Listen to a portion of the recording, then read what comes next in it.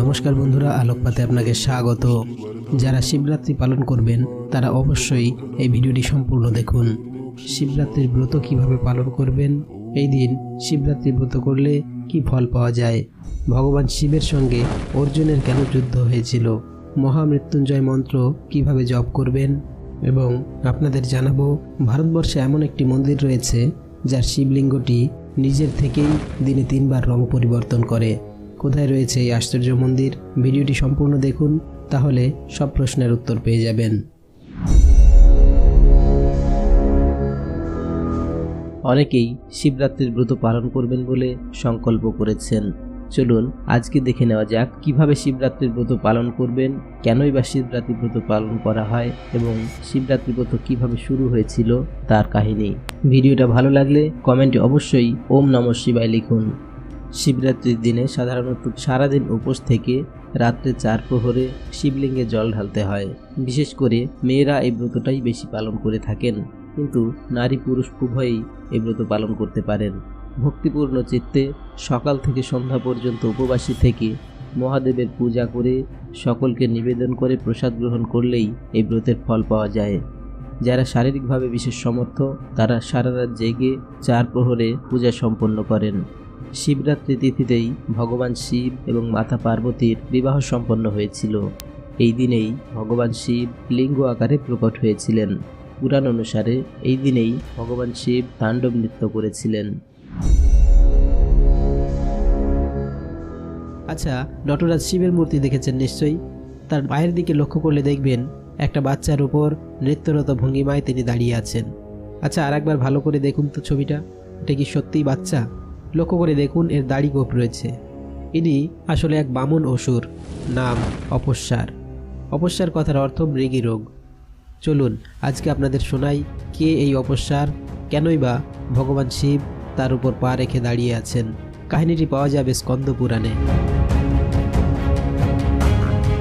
স্কন্দ পুরাণ অনুযায়ী একবার একদল ঋষি তাদের স্ত্রীদের সঙ্গে যজ্ঞ করছিলেন। তখন ভগবান শিব ও মা পার্বতী ছদ্মবেশে সেখানে উপস্থিত হন।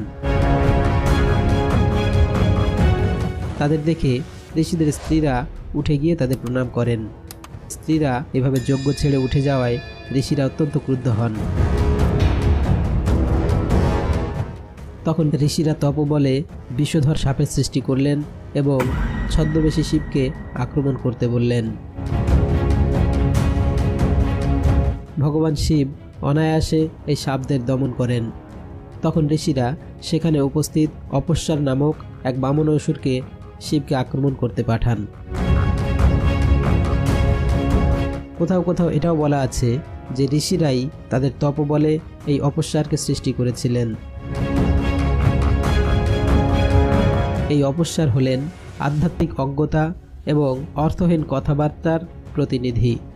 তিনি মানব জীবনের নীচতা ও সংকীর্ণ মনতা প্রদান করেন। তিনি মুয়ালকা বা মুয়ালকান নামেও পরিচিত। পৃথিবীতে জ্ঞান রক্ষার জন্য অপস্মার বা অপস্মারাকে বশীভূত করতে হয়, হত্যা নয়। কারণ অজ্ঞানতাকে কখনোই জয় করা যায় না।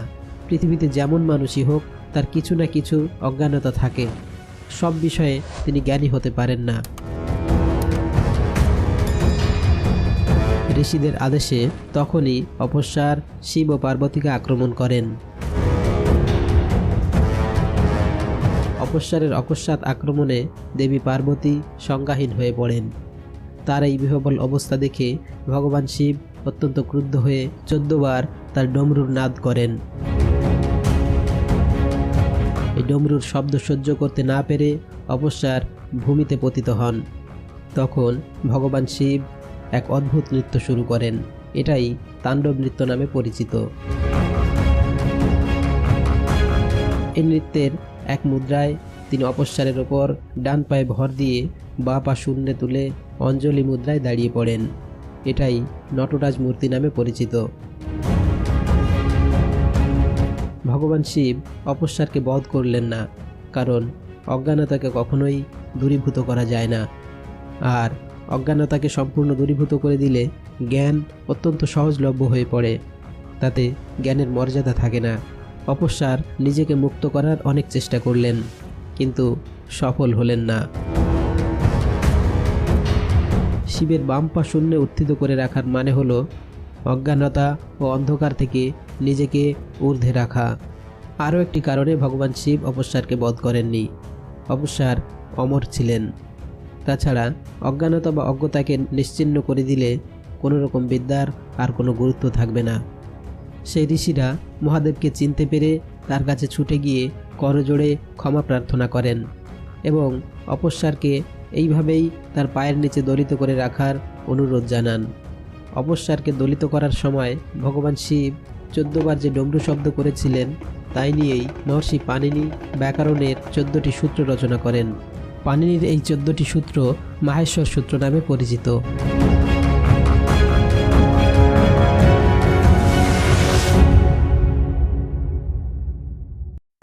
ভারতবর্ষে এমন একটা শিব মন্দির রয়েছে যার শিবলিঙ্গটি দিনে 3 বার রং পরিবর্তন করে। নমস্কার বন্ধুরা, আলোকপাতে আপনাকে স্বাগত। আজ আপনাদের পরিচয় করিয়ে দেব সেই রহস্যময় শিবলিঙ্গের সঙ্গে। আজকের কাহিনীটি সংগ্রহ করেছি এবেলা পত্রিকার একটি প্রতিবেদন থেকে। ভারতবর্ষের প্রান্তে প্রান্তে রয়েছে প্রচুর মন্দির, সেগুলোর সঙ্গে জড়িয়ে রয়েছে বিভিন্ন ধরনের অমীমাংসিত রহস্য। সেরকমই এক রহস্যমণ্ডিত মন্দির হল রাজস্থানের অচলেশ্বর মহাদেব মন্দির। এই মন্দিরে যে শিবলিঙ্গটি পূজিত হয় সেটি নিজে থেকেই দিনের বিভিন্ন সময়ে রং পরিবর্তন করে। রাজস্থানের সিরোহি জেলার অচলগড় কেল্লার ঠিক বাইরেই এই মন্দিরের অবস্থান। কথিত আছে মহাদেবের একটি পায়ের ছাপকে কেন্দ্র করে এই মন্দিরটি গড়ে ওঠে। আনুমানিক 9ম শতকে তৈরি হওয়া এই মন্দিরে 4 টন ওজনের একটি নন্দীর মূর্তি রয়েছে। মূর্তিটি পঞ্চধাতু দিয়ে তৈরি। কিংবদন্তি অনুসারে নন্দীর এই মূর্তি মন্দিরের রক্ষাকর্তা। প্রাচীনকালে কোনো এক মুসলমান শাসকের নির্দেশে এই মন্দির ভাঙার চেষ্টা হয়েছিল। তখন নন্দীর মুখ থেকে হাজারে হাজারে মৌমাছি বেরিয়ে এসে সৈন্যদের আক্রমণ করে। মন্দিরের মধ্যে রয়েছে একটি স্তূপ। স্থানীয়রা বিশ্বাস করেন এটি হচ্ছে নরকের দক্ষিণ দ্বার। মন্দিরের কাছেই রয়েছে একটি পুকুর। পুকুরের পাড়ে আছে 3টি ধাতব মহিষের মূর্তি। এই 3টি মূর্তি আসলে 3 রাক্ষসের প্রতিরূপ। এক সময় এই 3 রাক্ষস মন্দিরকে আক্রমণ করেছিল। তখন রাজা আদিপাল তাদের হত্যা করেন। এই মন্দিরকে ঘিরে রহস্যের যেন শেষ নেই। বহুবার মন্দিরটি সংস্কার করা হয়েছে। একবার গর্ভগৃহটি সংস্কার করার সময় খোঁড়াখুড়ি করতে গিয়ে গর্ভগৃহকে বেষ্টন করে থাকা একটা সুড়ঙ্গ আবিষ্কৃত হয়। সুড়ঙ্গের মধ্যে 2টি কুলুঙ্গিতে পাওয়া যায় দেবী চামুণ্ডার 2টি মূর্তি। দেখা যায় মূর্তি দুটিতে লেপা রয়েছে সিঁদুর, যেন সদ্য পূজিত হয়ে আছেন দেবী। কিন্তু এমন গুপ্ত সুড়ঙ্গ পথে কারা পূজা করে যেত দেবীর, সেই প্রশ্নের উত্তর আজও মেলেনি। তবে মন্দিরের সবচেয়ে রহস্যময় বস্তুটি ভিতরে থাকা শিবলিঙ্গ। দিনে অন্তত 3 বার এই শিবলিঙ্গটি রং বদলায়। সকালবেলায় রং থাকে লাল, বিকেলে হয় জাফরান, আর রাত্রে হয় কালো। সারা পৃথিবীর থেকে অজস্র মানুষ অদ্ভুত শিবলিঙ্গ দর্শনের উদ্দেশ্যে এখানে ছুটে আসেন। ভক্তরা গোটা বিষয়টিকেই ঐশ্বরিক লীলা হিসেবে ব্যাখ্যা করেন। বিজ্ঞানের ব্যাখ্যা অবশ্য অন্যরকম। বিজ্ঞানীরা বলছেন মন্দিরের গায়ে অজস্র স্ফটিক লাগানো রয়েছে। তাতে দিনের বিভিন্ন সময়ের বিভিন্ন রঙের সূর্যালোক প্রতিফলিত হয়েই এই রঙের খেলা তৈরি হয়। ভক্তদের কাছে এই ব্যাখ্যার মূল্য নেই। বিশ্বাস অবিশ্বাসের দোলাচলে রহস্যময় এই মন্দির দিনে দিনে আরও জনপ্রিয় হয়ে উঠছে। বন্ধুরা, ভোলানাথের এই রং পরিবর্তন সম্পর্কে আপনার কি মতামত আমাদের কমেন্ট করে জানাতে ভুলবেন না।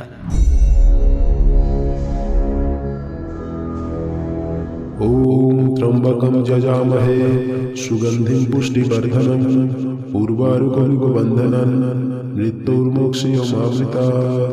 ওম নমস্কার বন্ধুরা, আলোকপাতে আপনাকে স্বাগত। আজ আপনাদের জানাবো মহামৃত্যুঞ্জয় মন্ত্র সম্পর্কে বিশেষ কিছু কথা। দেবাদিদেব মহাদেবকে স্মরণ করে এই মন্ত্রটি রচিত হয়েছিল। ঋগ্বেদ এবং মার্কণ্ডেয় পুরাণেও মন্ত্রটির উল্লেখ আছে। শাস্ত্রীয় বর্ণনা অনুযায়ী সর্বরোগ হর এই মন্ত্রটি জপ করলে রোগব্যাধি মানসিক যন্ত্রণা থেকে মুক্তি পাওয়া যায়।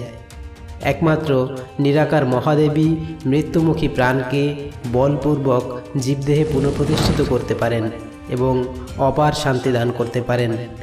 মহামৃত্যুঞ্জয় মন্ত্রের সাথে একটি কাহিনী প্রচলিত আছে। মহর্ষি মৃকণ্ডু এবং তার পত্নী মরুদ্বতী পুত্রহীন ছিলেন। তারা দেবাদিদেব মহাদেবের উদ্দেশ্যে কঠোর তপস্যা শুরু করলেন। তপস্যায় তুষ্ট হয়ে শিব ঠাকুর তাদের একটি পুত্র সন্তান দান করলেন। নাম রাখা হলো মার্কণ্ডেয়। কিন্তু মার্কণ্ডেয়র বাল্যকালেই মৃত্যুযোগ ছিল।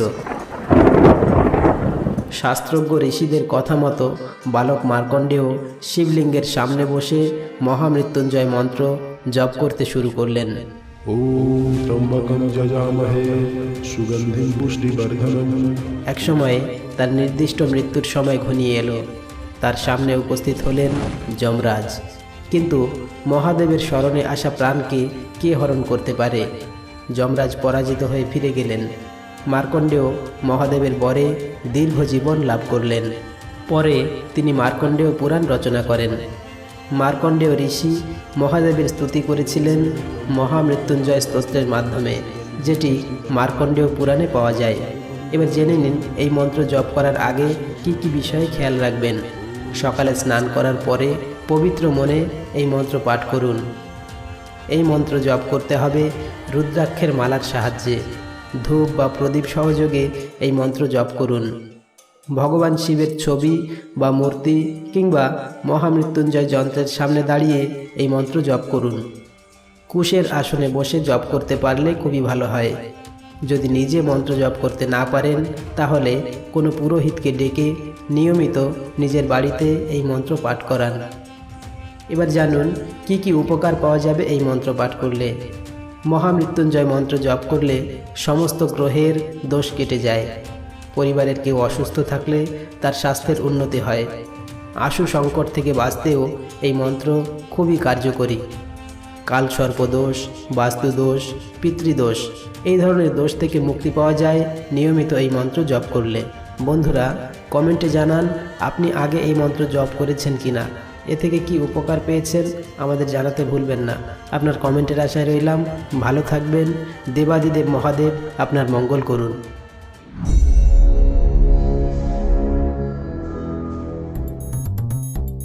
ভস্মাসুর ছিলেন ভগবান শিবের একনিষ্ঠ ভক্ত। একসময় তিনি কঠোর তপস্যা শুরু করেন। তপস্যায় সন্তুষ্ট হয়ে মহাদেব তাকে বর দিতে উপস্থিত হলেন। আরাধ্য দেবতাকে সামনে পেয়ে ভস্মাসুর তাকে ভক্তি ভরে প্রণাম করলেন। শিব ঠাকুর বললেন, বলো বৎস, তুমি কি বর চাও? ভস্মাসুর অমরত্ব প্রার্থনা করলেন। মহাদেব বললেন, তা সম্ভব নয়, তুমি অন্য কোনো বর প্রার্থনা করো। অনেক ভেবে ভস্মাসুর বললেন, হে প্রভু, তাহলে আমাকে এমন শক্তি প্রদান করুন যাতে আমি যার মাথায় হাত রাখব সে তৎক্ষণাৎ পুড়ে ভস্ম হয়ে যাবে। শিব ঠাকুর বললেন, তথাস্তু। মহেশ্বরের কাছ থেকে সকলকে ভস্ম করার বর পেয়েছিলেন বলে তার নাম হয়েছিল ভস্মাসুর।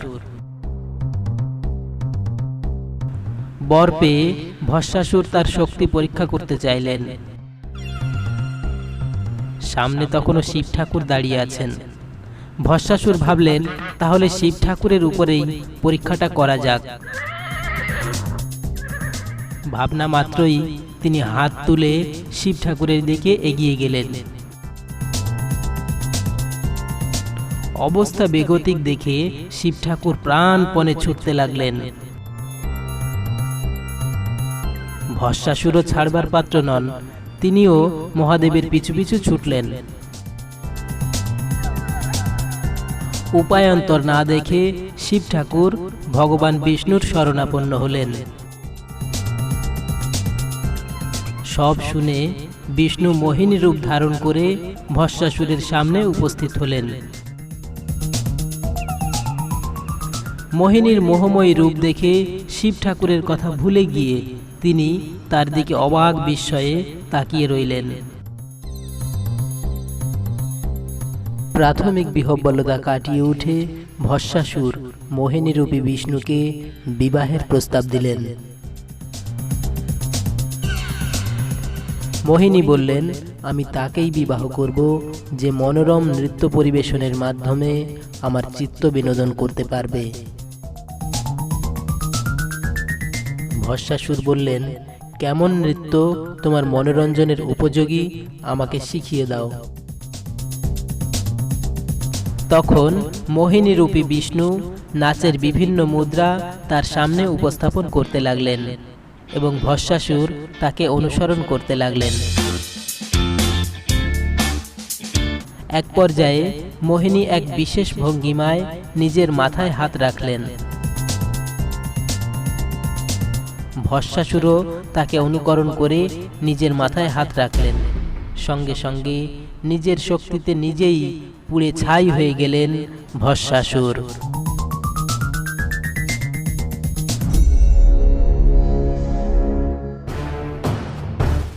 আজ থেকে অনেক দিন আগের কথা। বারাণসীতে এক নিষ্ঠুর ব্যাধ বাস করত।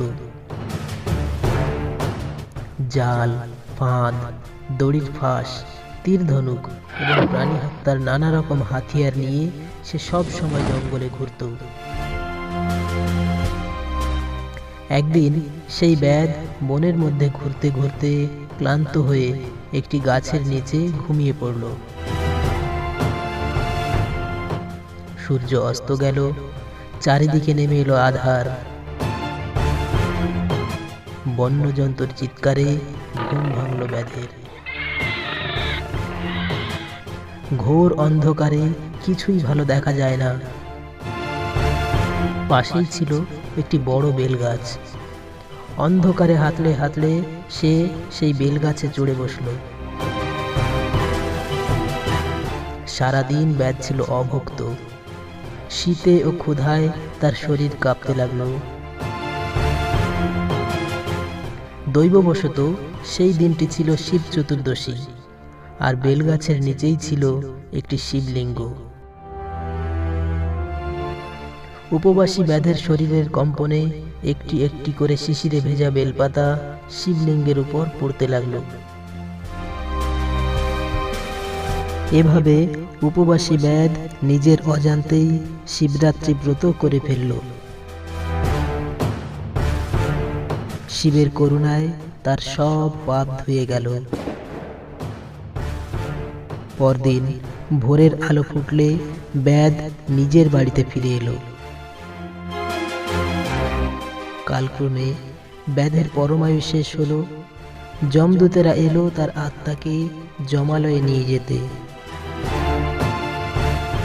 একই সময়ে শিবদূতেরা এসে তাকে যমদূতদের কাছ থেকে ছিনিয়ে নিয়ে গেল শিবলোকে। আহত যমদূতেরা যমরাজের কাছে গিয়ে সব বৃত্তান্ত জানালো। সঙ্গে সঙ্গে যমরাজ ছুটে এলেন শিবলোকে। সেখানেই শিবের অনুচর নন্দীকে পেয়ে যম তাকে সব বললেন। এই ব্যাধ সারা জীবন ধরে কারণে অকারণে অনেক প্রাণী হত্যা করেছে এবং প্রচুর পাপের বোঝা তৈরি করেছে। তাই নিয়ম মতো যমালয় এর উপযুক্ত স্থান। সব শুনে নন্দী বললেন, ধর্মরাজ, এই ব্যাধ যে দুরাত্মা এতে কোনো সন্দেহই নেই। সে সারা জীবন অনেক পাপ করেছে, এ কথাও ঠিক। কিন্তু নিজের অজান্তেই শিবরাত্রি ব্রত পালন করে সে পাপ মুক্ত হয়েছে এবং মহাদেবের কৃপায় শিবলোকে এসেছে। নন্দীর কথা শুনে শিবের মাহাত্ম্যের কথা ভাবতে ভাবতে যমরাজ যমপুরীতে ফিরে গেলেন। এরপর থেকেই পৃথিবীতে শিবরাত্রির ব্রত পালিত হয়ে আসছে।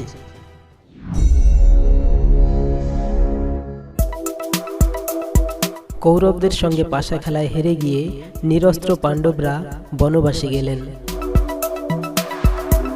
বনবাসের মেয়াদ শেষে হস্তিনাপুর সিংহাসন ফিরে পাওয়া যাবে এ আশা বৃথা। তারা ভেবে দেখলেন রাজ্যপাট ফিরে পেতে হলে যুদ্ধ ছাড়া উপায় নেই। কিন্তু নিরস্ত্র পাণ্ডবদের পক্ষে যুদ্ধে জয়ী হওয়া এক প্রকার অসম্ভব। তাই ব্যাসদেবের পরামর্শে দিব্যাস্ত্র লাভের আশায় অর্জুন হিমালয়ে গেলেন তপস্যা করতে। সেখানে দেবরাজ ইন্দ্র তাকে দর্শন দিলেন। দেবরাজ বললেন, হে ধনঞ্জয়, তুমি আমার পুত্র, অস্ত্রের কি প্রয়োজন? এক্ষুনি আমার সাথে স্বর্গে গিয়ে সেখানকার সুখ স্বাচ্ছন্দ্য ভোগ করো। অর্জুন বললেন, প্রভু, স্বর্গের সিংহাসন পেলেও আমি ভাইদের ত্যাগ করতে পারবো না। আপনি আমাকে দিব্য অস্ত্র দান করুন, যাতে আমরা কৌরবদের পরাজিত করতে পারি। ইন্দ্র বললেন, আগে মহাদেবকে তপস্যায় তুষ্ট করো, তাহলেই তুমি দিব্যাস্ত্র পাবে। সেই মতো শিবের তপস্যায় রত হলেন মহাবীর অর্জুন। দীর্ঘ তপস্যার পর মহাদেব পার্বতীকে সঙ্গে নিয়ে ব্যাধের ছদ্মবেশে তার সামনে উপস্থিত হলেন। মায়া বলে সৃষ্টি করলেন এক প্রকাণ্ড শূকর। সেই শূকরটি তীব্র গতিতে অর্জুনের দিকে ছুটে চলল। অবস্থা বেগতিক দেখে অর্জুন তৎক্ষণাৎ গান্ডীব তুলে নিয়ে শূকরটির দিকে বাণ নিক্ষেপ করতে উদ্যত হলেন। তখন কিরাতরূপী শিব বললেন, হে তপস্বী, আমি অনেক দূর থেকে এই শূকরটিকে তাড়িয়ে নিয়ে এসেছি। এটি আমার শিকার, তুমি এর উপর বাণ নিক্ষেপ করো না। কিন্তু অর্জুন তার কথায় কর্ণপাত না করে বাণ নিক্ষেপ করলেন। সঙ্গে সঙ্গে মহাদেবও তীব্র গতিতে শক্তিশালী বাণ নিক্ষেপ করলেন। অর্জুনের বাণ আঘাত হানার আগেই মহেশ্বরের অস্ত্রে শূকরটি ভূপতিত হল। সামান্য এক ব্যাধের কাছে অস্ত্রবিদ্যায় হেরে গিয়ে অর্জুন অত্যন্ত অপমানিত ও ক্ষিপ্ত হয়ে তাকেই আক্রমণ করে বসলেন। মহেশ্বর মৃদু হেসে নিশ্চল পর্বতের মতো দাঁড়িয়ে রইলেন।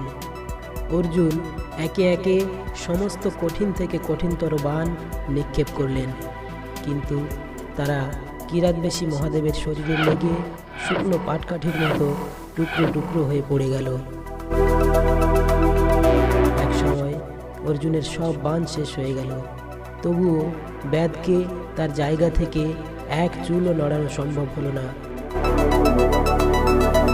ক্রোধে উন্মত্ত হয়ে নিজের গান্ডীব অর্থাৎ ধনুক দিয়েই ব্যাধকে প্রহার করতে শুরু করলেন। মৃদু হেসে শিব ঠাকুর এক ঝটকায় অর্জুনের হাত থেকে গান্ডীব কেড়ে নিয়ে ফেলে দিলেন। এরপর খালি হাতেই তিনি ভগবানকে আক্রমণ করলেন। এবার ব্যাধও সবলে অর্জুনকে আঘাত করলেন। এক প্রহারেই তিনি অজ্ঞান হয়ে মাটিতে পড়ে গেলেন। কিছুক্ষণ পর জ্ঞান ফিরে পেয়ে তিনি ব্যাধকে বললেন, একটু থামো, আমি আমার ইষ্ট দেবতা শিব ঠাকুরের পূজা করে নিই, তারপর তোমায় দেখছি। এই বলে তিনি মাটি দিয়ে শিবলিঙ্গ নির্মাণ করে পূজা করলেন। ভক্তিপূর্ণ চিত্তে অর্জুন শিবলিঙ্গে পুষ্পমালা অর্পণ করলেন, কিন্তু সেই মালা গিয়ে পড়ল ব্যাধের গলায়। এবার তিনি বুঝতে পারলেন কাকে এতক্ষণ তিনি আঘাত করছেন। ছুটে গিয়ে অর্জুন ব্যাধের পা ধরে ক্ষমা চাইলেন। চোখ মেলে দেখলেন তার সামনে শিব পার্বতী দাঁড়িয়ে আছেন। মহাদেব অর্জুনকে আলিঙ্গন করে বললেন, বৎস, আমি তোমার শক্তি পরীক্ষা করতে এসেছিলাম। তোমার মতো শক্তিশালী পুরুষ পৃথিবীতে দ্বিতীয়টি নেই। আজ থেকে আমার আশীর্বাদে তুমি অনন্ত বাণের অধিকারী হলে। তোমার তুনের বাণ কখনো শূন্য হবে না। বলো, আর কি চাও? অর্জুন বললেন, প্রভু, আমাকে পাশুপত অস্ত্র দান করুন। মহাদেব বললেন, তথাস্তু। এই অস্ত্রের বিশেষত্ব হল মন্ত্র পাঠ করে পাশুপত অস্ত্র নিক্ষেপ করলে মুহূর্তের মধ্যেই তা লক্ষ লক্ষ বাণে পরিণত হয়ে শত্রুদের আঘাত করে। এরপর অন্যান্য দেবতারাও সেখানে উপস্থিত হয়ে বিভিন্ন অস্ত্র অর্জুনকে দান করলেন। জলপতি বরুণদেব দিলেন অব্যর্থ অস্ত্র বরুণ পাশ। পাতালের অধিপতি কুবের দান করলেন অন্তর্ধান অস্ত্র। দেবরাজ ইন্দ্র দিলেন দিব্য রথ সহ একাধিক অস্ত্র। এছাড়াও ইন্দ্রের নির্দেশে স্বর্গে অবস্থানকালে নৃত্য গীত সহ ৩৬ কোটি যুদ্ধ কৌশল রপ্ত করলেন অর্জুন। পরবর্তীতে কুরুক্ষেত্র যুদ্ধে পাণ্ডবদের জয়ে যা বিশেষ ভূমিকা নিয়েছিল।